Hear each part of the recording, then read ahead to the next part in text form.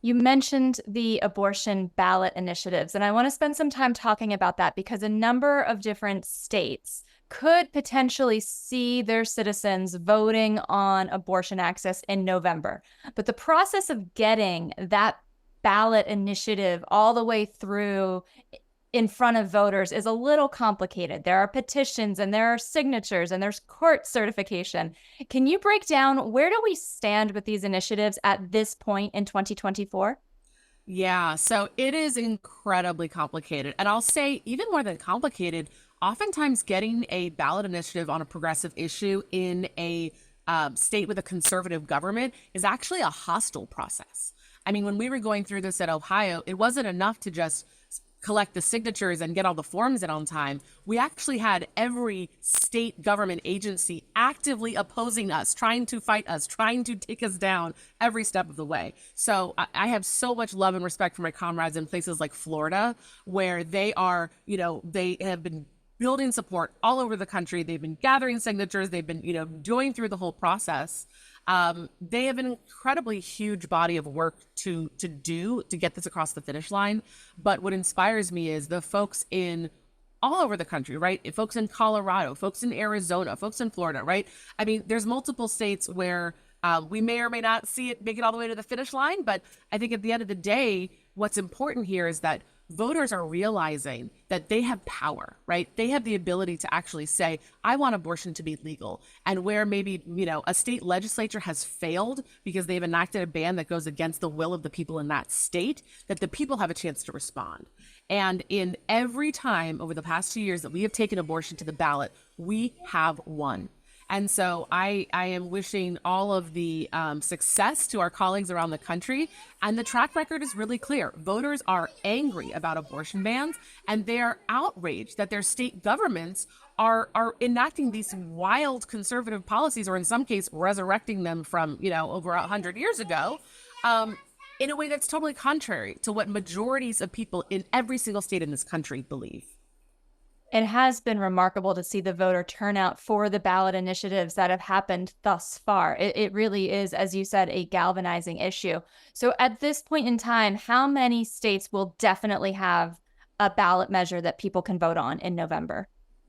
Well, I will not give a specific number on that, only because it is so dynamic and it can literally change day to day. Having been in that, I wouldn't want someone else counting my work out too prematurely. So I will wait for the announcements of success from each of those campaigns, because I think that folks have a lot going for them. I mean, there's a lot of hurdles, but there's a lot of support from the public. So I'm not counting anybody out just yet.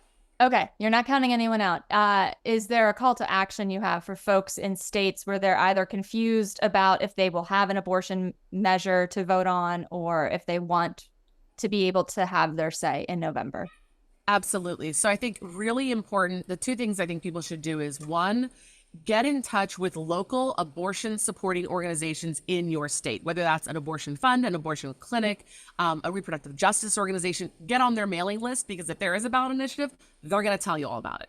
The second thing I'll say is, regardless of whether you have a ballot initiative or not, every single person in this country has the power to vote. And there are all sorts of races that have all sorts of power over our reproductive freedom. Folks, for example, may not know that many state Supreme Courts are elected, and those state Supreme Courts are currently interpreting the law to decide whether and how abortion restrictions are being enacted. So everyone should be really clear about their options when voting, and recognize that there's all sorts of offices you may not think have anything to do with issues of reproductive health rights and justice, but in fact, they actually do.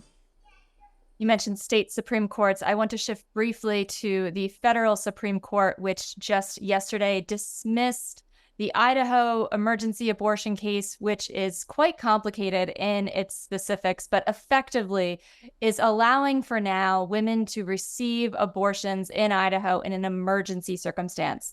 What is your take, Kimberly, on the court's decision here? Well, I'll tell you, I'm not handing out any gold stars to the Supreme Court on abortion access anytime soon. I think in many ways, this case is similar to the mifepristone case that came out earlier this summer, which is a very bad thing is being averted, but other very bad things may follow. right? So yes, it is true that for now, people in Idaho who are pregnant and experiencing an emergency will be able to get emergency care. That's incredibly important. As someone who myself experienced emergency complications with my own pregnancy, I know how scary it is to go through that. And I can't imagine being told I couldn't get life-saving care because of a stupid law, right? And there's a Texas case that is also considering this question, right? So this Supreme Court has already shown that they were willing to make abortion illegal in half of the country. I do not trust them with reproductive health rights and justice. I'm glad for people in Idaho. I'm worried for people in Texas. This fight is not over. As with the mifepristone case, where they dismissed the standing for that very specific case, that came with basically an instruction manual for how the conservative justices could, the next time around, take away abortion pills. So like I said, no gold stars for this Supreme Court. I want real, durable abortion access for everyone in every state. A reproductive health lawyer told us relatively the same thing with the mifepristone dismissal, that it was dismissed, which was fine for now, but the Right. breadcrumbs, how would you rate your concern right now based on the breadcrumbs we've received from the Supreme Court, that instruction manual that you referenced, or the fact that there's this case in Texas similar to the one in Idaho? 1 to 10. On a scale of worry, I would say I'm a 9.5. I mean, there are justices on this court that have stood up for reproductive health rights and justice. Unfortunately, they are in the minority. And there are a lot of justices who seem giddy to take us back to, 60 years ago on issues of gender justice, on issues of reproductive health.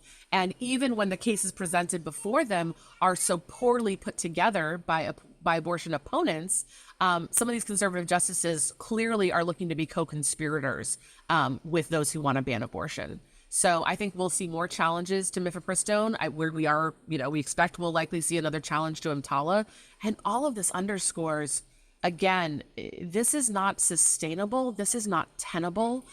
People should not have to be watching the news every single day to figure out, am I going to die in an emergency room parking lot today or not? Are my pills going to come in the mail, or am I going to have to travel 500 miles to get an abortion? It is outrageous that individual humans experiencing very real health concerns are having to refresh their computers to see what the Supreme Court said that day, to see if they're considered, a full citizen and human being in this country.